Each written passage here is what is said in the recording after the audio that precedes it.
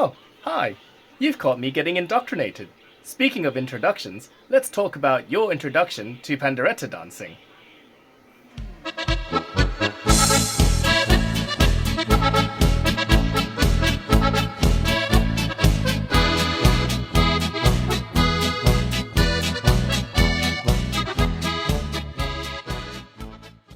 Hola, hola. My name is Grillo, and welcome to the Tuna de Maastricht Guide to Pandereta Dancing. Now, if you're watching this video, you're probably new to the Tuna de Maastricht, or at least new to pandereta dancing. If you're new to the group, welcome. I hope to meet you at the next Terminus or any of our future events, or Yashidashi. And I wish you a long and illustrious career with the Tuna de Maastricht.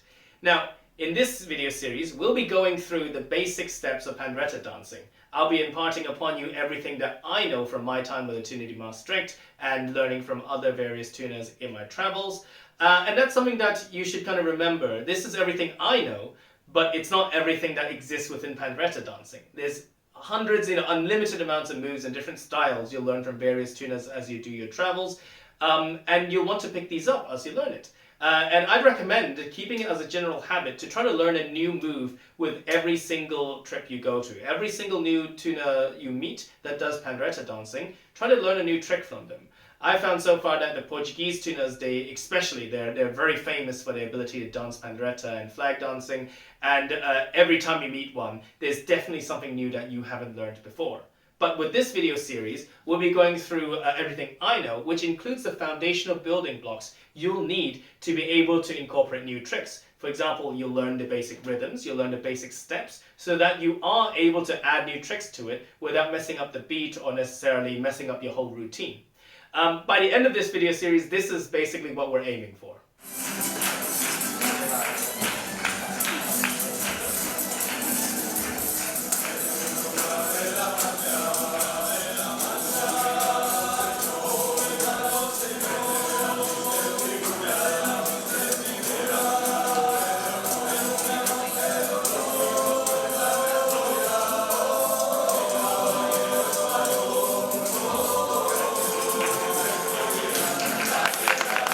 Now, I get that can be a bit overwhelming if you initially look at it, but not to worry, we're going to go through all of these things step by step in order to get you to the level where you can feel comfortable with dancing. In this specific video, we'll be going through the basic rhythm that you have to be able to play. We'll be covering the Pasadoble.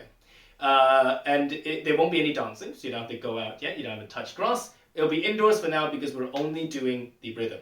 Now, if you have joined any tuna rehearsals or you've gone to any of our events, you probably know which few songs we play when we do the dances. It's usually the Pasadoble songs which follow a specific rhythm. That's the rhythm we use. And for the Tuna de Maastricht, the most common songs that we do with this rhythm is Don Quixote, is La Morena de mi Copla, is Adelita, and I think those are the ones that we do the most. There are some others like Compostelana and such that we do occasionally play, but if it's a stage performance, 9 out of 10 times it's going to be La Morena or it's going to be Don Quixote. So, if you've been to some rehearsals, I assume the present rehearsal leader, unless things have gone completely to crap, has at least covered some of this. You should know some of this already, but if not, let's go through it very, very quickly. Now, as stated, the rhythm that you'll be playing for Pasadoble is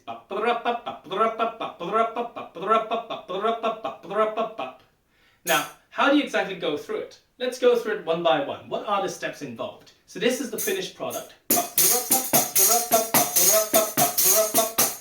And this is how it looks when you play it with one hand.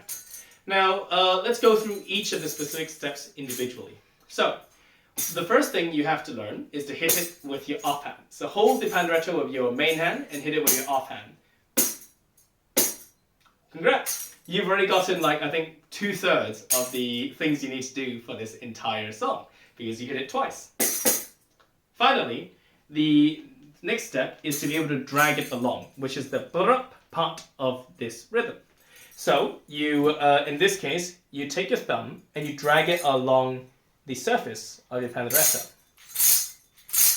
Now, if you've wrapped it correctly, and I'll cover how to wrap it further down in another video, But if you've wrapped it correctly with some tape that generates some friction, in this case I'm using Gorilla Tape, but I think medical tape also works, you should be able to drag it along and create some friction with your thumb.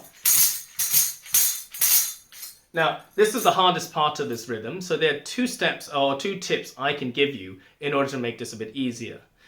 Number one is to always drag from the bottom.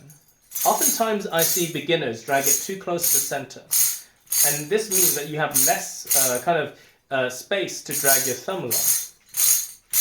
What you should do is to aim to start from the very bottom. So start from the edge and drag it up.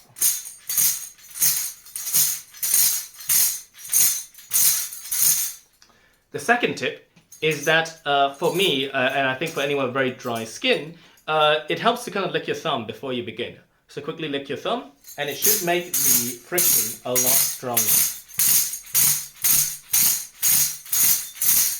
Not the nicest sound in the world, and that's why we break it up with some hits. Now, I want you to practice these two things first. Make sure you're able to hit it, which I assume everyone can sort of do, and also you're able to drag it along. You're able to create this sort of like, not ringing, but grinding sound. Okay? If you're able to do that, then let's put them together. Now, before you begin, the one thing you have to remember is that a Pasadoble always starts from a hit. You always hit it once. So you always start from a pop, and then you do the drag, and hit twice. Pop, drag, hit twice, drag, hit twice. Remember, you always start from a hit. So it's a pop, drag twice, drag twice, drag twice, drag twice, drag twice. Okay? So it's a 1, drag 1, 2, drag 1, 2, drag 1, 2. But you have to remember to always start from a hit once, because that's how the song actually begins. That's where you actually begin the song. So think of it as starting from the second hit. So it's a 2, drag 1, 2, drag 1, 2. Okay? So follow along. Do this a few times until you're able to do this quite consistently. So 1, drag 1, 2, drag 1, 2, drag 1, 2, drag 1, 2, drag 1, 2, drag 1, 2, drag 1, 2, drag 1, 2, drag 1, 2, drag 1, 2. Okay? Once you're able to do this, then let's move this on to the actual beat of the song. So speed it up. So I want you to play and try to play in accordance to the rhythm that I'm putting forward for you. So it's a okay? So let's begin.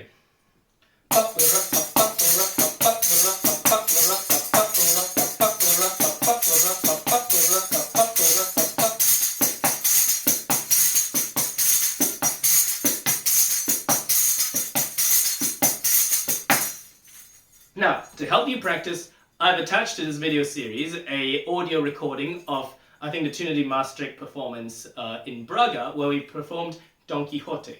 I want you to play this version, or, well, any sort of song with Pasadoble, preferably played by the Tuna de Maastricht, because that's the general speed we'll keep it at, and practice with that until you're able to play this song properly. So, let me do a quick demonstration.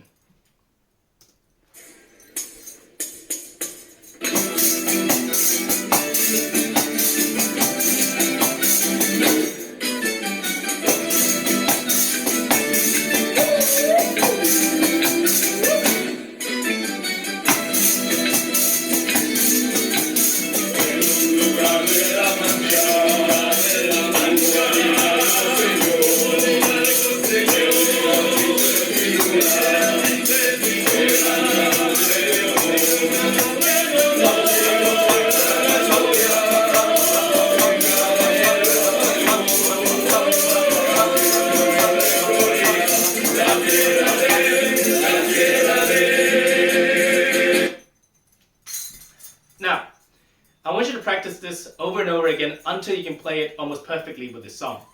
A good way to test whether or not you have the ability to do this perfectly is to put random pauses. Pretend you've lost a beat halfway through. Pretend halfway through the song, something catastrophic has happened. Let's say the banduria player has fallen off the stage, and you kind of, you're in shock. You stop for a moment. Can you get back into the song immediately? That's what you've got to do, because once you're able to do that, it means that you're able to keep count perfectly in your head, and you can join in at any point. This A, as I've stated, helps you keep count perfectly, but B, more importantly, once you're doing the dances, if you mess up somehow, you're able to quickly pick it back up and join straight back into the pandereta dance. And I'd argue that's the most important skill to have, because in Murphy's Law, everything's going to go wrong. So you want to be able to do that very, very efficiently. Now, once you're able to do this, let's then move on to adding your full body into the dance. So, as stated, the actual beat is okay? So we're going to replicate that just with your full body.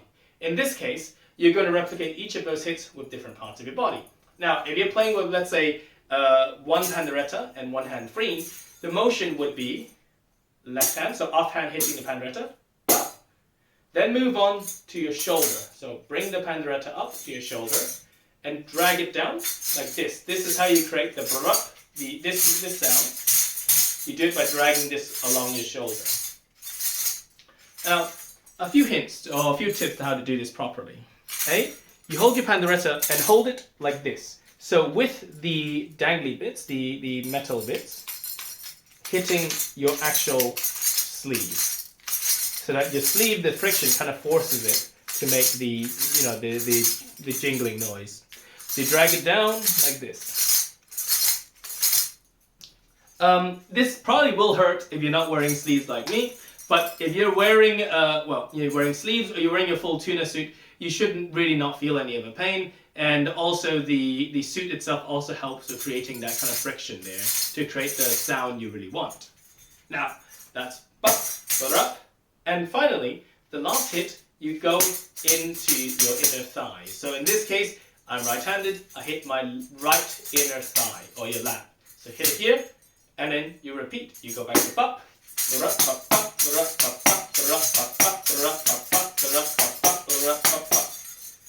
left hand, left shoulder, drag down, inner thigh, left hand, left shoulder, drag down, inner thigh. One tip that I can give you is to always point your fingers of your hand when you're doing this motion to approximately where your pandereta is going to end up. So in this case, my inner thigh, you see my hand is pointing in this general direction. Why is that? Well, this helps you there's two purposes to it. Number one, it looks a bit better, especially when you're doing some more complicated dance moves. So like, for example, the kick, you put your hand on top, you drag it along, it just looks a bit nicer. But more importantly, I would say by pointing it, you're ensuring that at least your motion, because if this is where your pandereta is going to end up, you're dragging the pandereta to full length of your arm. So you're making sure that the dragging sound goes on as long as possible, because you want it to go as long as possible, so long as you don't, go too slow for the actual beat. So I want you to practice this a few times until you're able to, once again, play alongside this song.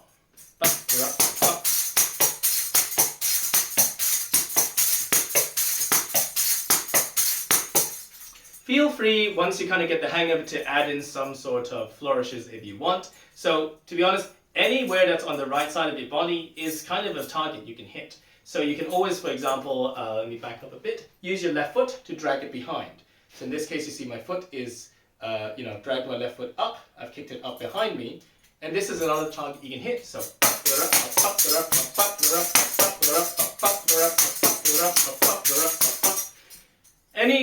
try experimenting a bit. Anywhere that's on kind of the right side of your body is a viable target, because you'll be able to hit it and kind of go back to the standard hit. Now, practice this until you've got the hang of it.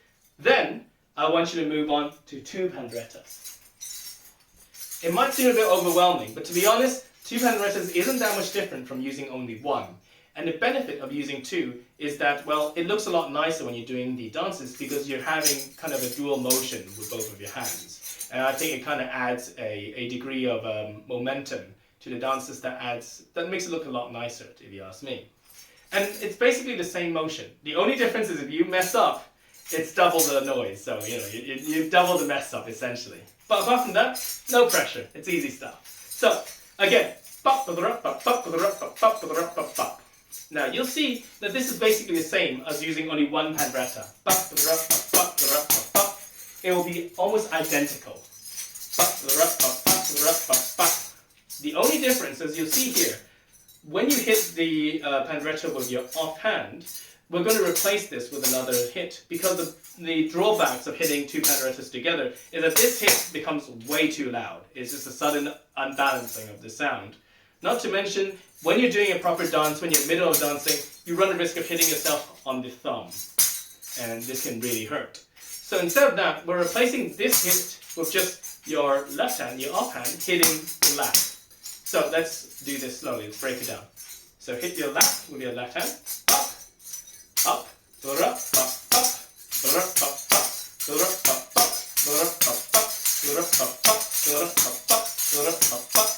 up, okay, so left leg, left shoulder, right leg, left leg, left shoulder, right leg.